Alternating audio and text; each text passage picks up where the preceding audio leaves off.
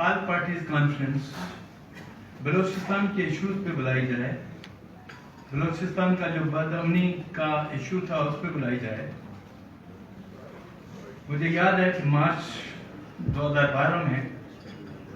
پاکستان کی تمام سیاسی جماعتوں کی ایک all parties conference Marriott hotel Islamabad میں بلائی گئی۔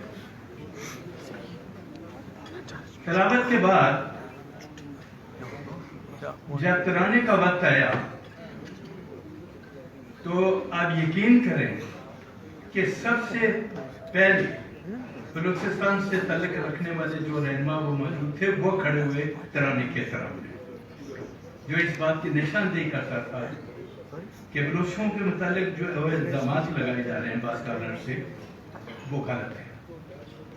سیکنڈ کانفرنس میں نے سرینا کوئٹہ میں کی۔ اختر میگل صاحب ان دنوں میں دبئی میں تھے، لہٰذا وہ کسی کانفرنس میں شامل تو نہ ہو سکے، لیکن میں نے ویسے پریزیڈنٹ سپریم کورٹ بار کے جب پتہ چلا کہ اختر میگل صاحب دبئی سے واپس آ گئے تو میں نے ان سے رابطہ قائم کیا، شاید ان کو یاد ہو یا نہ یاد ہو،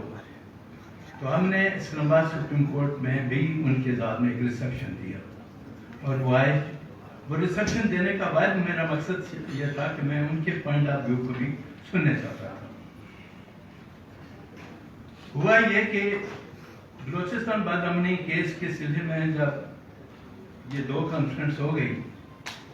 تو پاکستان کی تمام بڑی پولیٹیکل پارٹیز نے 15 نکات اپروو کیے، اور وہ 15 نکات اپروو کرنے کے بعد میں نے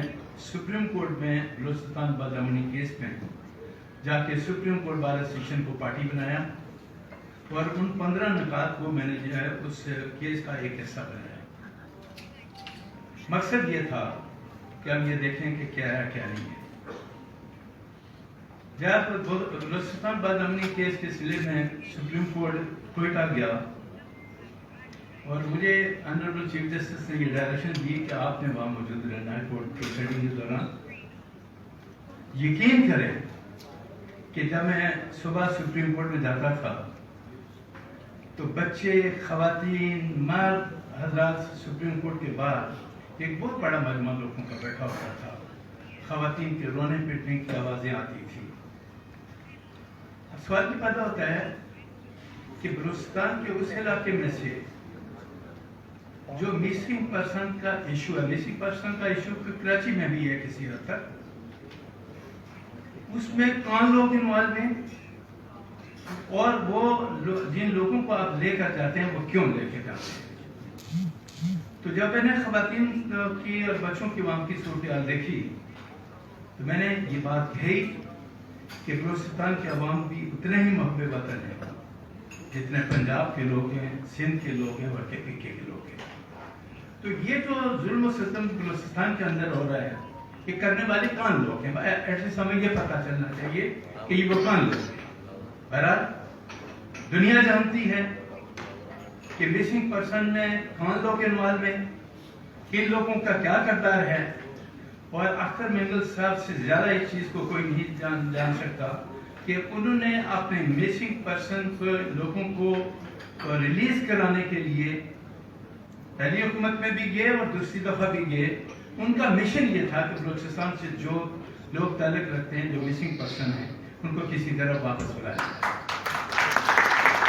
جناب اختر مینگل صاحب سپریم کورٹ میں مجھے سب سے بڑی بات کی تکلیف ہوئی وہ یہ، ایک بچی تھی 17-18 سال کی، اس کا بھائی جو تھا وہ گورنمنٹ کی سروس میں تھا، شاید کوئی نائب قاصد تھا یا کیا تھا، وہ 5 سال سے اس کی بہن نے آ کے بتایا کہ میرا بھائی 5 سال سے مجھے نہیں پتا کہ وہ کہاں نہیں ہے۔ سپریم کورٹ نے آرڈر دیا، ایڈوکیٹ جنرل سے کہا کہ اس بچی کے بھائی کا جو تنخواہ بنتی ہے 5 سال کی، کم از کم وہ تو اس کو لا کے دے دو تاکہ یہ بچی باعزت طریقے سے اپنا گزارا تو کر سکے، چونکہ اس کا سورس آف انکم جو تھا اس کا وہ بھائی تھا۔ اس میں کوئی شک نہیں کہ next day advocate general 31 lakh کا چیک بنا کر لایا۔ جب اس بچی کو چیک دینے کی کوشش کی گئی تو بچی کا یہ جملہ تھا، مجھے کاغذ کا یہ ٹکڑا نہیں چاہیے، مجھے بھائی چاہیے۔ ہم پاکستانی ہیں اور ہم قرآن پڑھیں، تو اب یہ جو سلسلہ ہے دیکھنا یہ ہے، جس طرح مظہر عباس صاحب نے بھی کہا کہ کیا وہ طاقت جو آئینی طور پر جس کا یہ حق نہیں بنتا کہ وہ پاکستان کے اندر سیاست کرے، وہی طاقت کے بعد کے پاس سب سے بڑی سیاستدان بنی ہوئی ہے۔ اور محمود خان افتزئی صاحب کو یاد ہوگا کہ جناب کنونشن اسلام آباد ایک سیمینار تھا، میاں صاحب بھی وہاں موجود تھے، میں نے یہ بات کہی تھی، اس وقت بھی کہی تھی کہ اس طاقت سے جان چھڑانے کا ایک ہی راستہ ہے کہ پاکستان کی تمام سیاسی قوت جو ہے وہ ایک ون پوائنٹ ایجنڈے پہ ایک پلیٹ فارم پہ آ جائیں اور کہیں کہ جب تک یہ لوگ ہمارا پیچھا نہیں چھوڑیں گے اس وقت تک ہمیں کوئی حکومت نہیں چاہیے۔ میرا آج بھی پوائنٹ آف ویو یہ ہے کہ آپ کو حکومت تو ملتی ہے پولیٹیکل پارٹیز کو، اقتدار آپ کو نہیں ملتا۔ اقتدار آج بھی انہی لوگوں کے پاس ہے جو طاقتور لوگ ہیں، جن کی نشاندہی میں کر رہا ہوں۔ کہ اگر ہم سیاستدان تصور کرنا شروع کر دیں کہ ان کی مرضی کے بغیر ہم اقتدار پہ حکومت نہیں بنا سکتے، تو پھر حکومت اگر آپ کو کرنی ہے ہمارا چیخنا چلانا یا جو بات چیت کرنا میرے نزدیک بیکار ہو جاتا ہے۔ میں سوال کرتا ہوں کہ ہمارے آنریبل سپریم کورٹ کا سلسلے میں جس طرح مظہر صاحب نے کہا کہ کئی دفعہ آنریبل سپریم کورٹ نے بھی نظریہ ضرورت کو جنم دیا، لیکن جس سے ایکسٹینشن کی انہوں نے بات کی اس کے متعلق میں یہ کہتا ہوں کہ 3 دن تک مسلسل ہمارا سپریم کورٹ یہ بات کہتا رہا کہ قانون اور آئین اجازت نہیں دیتا، ہم کون سے قانون اور آئین کے تحت آپ کو ایکسٹینشن دیں۔ میں نے پہلے بھی ایک سیمینار میں کہا تھا اور آج بھی کہتا ہوں کہ 3 دن کے بعد ہمارے آنریبل سپریم کورٹ کو وہ کون سا قانون اور آئین مل گیا کہ 3 دن کے بعد اسی سپریم کورٹ نے اس آدمی کو 3 سال کی یا 2 سال کی ایکسٹینشن دی۔ جب آپ نے ایکسٹینشن دی تو میں نے یہ کہا اور آج بھی کہتا ہوں کہ آنریبل سپریم کورٹ نے ایک دفعہ پھر نظریہ ضرورت کو جنم دیا۔ یہ بات یہیں ختم نہیں ہو جاتی۔ جب نظریہ ضرورت کا جنم دیا تو وہ معاملہ پارلیمنٹ کے اندر گیا، اور مجھے افسوس کے ساتھ کہنا پڑتا ہے، میں بھی ایک پولیٹیکل ورکر ہوں، شاید میرا بھی کسی پولیٹیکل پارٹی سے افیلیشن ہو، لیکن میں یہ بات دعوے کے ساتھ کہتا ہوں کہ جب میں بات چیت کرتا ہوں تو میں کسی پولیٹیکل افیلیشن کو کوئی پرواہ نہیں کرتا، جو میرا ضمیر کہتا ہے میں وہی بات کرتا ہوں۔ تو ہوا کیا کہ وہ معاملہ آنریبل سپریم کورٹ نے پارلیمنٹ کو بھیجا، اور پارلیمنٹ کی تمام بڑی سیاسی جماعتوں نے پارلیمنٹ کے اندر اس آدمی کو پھر ایکسٹینشن دی۔ کیوں دی یہ میں پوچھنے کا آپ تمام دوستوں سے رکھتا ہوں۔ ہم جمہوریت کی بات کرتے ہیں، ہم قانون کی بالادستی کی بات کرتے ہیں، ہم دستور کی بات کرتے ہیں، ہم کہتے ہیں کہ آئین ہے، ہمارا آئین ہے، ہمیں اس پہ عمل کرنا چاہیے۔ ہم عمل کون کرے گا؟ عمل تو پہلے ہمارے ادارے کریں، اور وہ ادارے جن کا ہمارے دستور کے اندر تمام حدود مقرر کر دی گئی کہ عدلیہ کی کیا ڈیوٹی ہے، پارلیمنٹ کی کیا ڈیوٹی ہے، ایگزیکٹو کی کیا ڈیوٹی ہے، اور وہ طاقتور لوگ جو ہیں ان کی کیا ڈیوٹی ہے، یہ تمام چیزیں اس کے اندر طے۔ اب سوال کی پیدا ہوتا ہے کہ میں سوال کی پوچھتا ہوں کہ آپ مجھے سمپل یہ بات بتا دیں کہ وہ طاقتور لوگ جو وقتاً فوقتاً اس ملک کے سسٹم کو چلاتے ہیں، کیا ہمارا جو دستور ہے کہیں لکھا ہوا ہے کہ وہ لوگ سیاست کر سکتے ہیں؟ دستور کے اندر اگر ان کے عہد کو دیکھا جائے تو ان پہ سیاست پہ بات کرنا سختی سے منع ہے، اس کے باوجود سارے کام وہ کرتے ہیں، اور ہم تمام لوگ خاموشی کے ساتھ ہر چیز کو دیکھتے ہیں۔ میں عطا اللہ مینگل صاحب کی جو قربانی ہے یا جو ان کی جدوجہد کو ہے اس کو خراج عقیدت پیش کرتے ہوئے ایک بات کہنا چاہتا ہوں کہ اگر آپ نے پاکستان کے سسٹم کو صحیح کرنا ہے تو پھر آپ کو آگے بڑھ کر دستور پہ عمل کرانے کے لیے تمام اداروں کو کمپیئر کرنا، اور یہ صورتحال تبھی پیدا ہو سکتی ہے کہ جب پاکستان کے تمام سیاستدان ون پوائنٹ ایجنڈے پہ آگے آئیں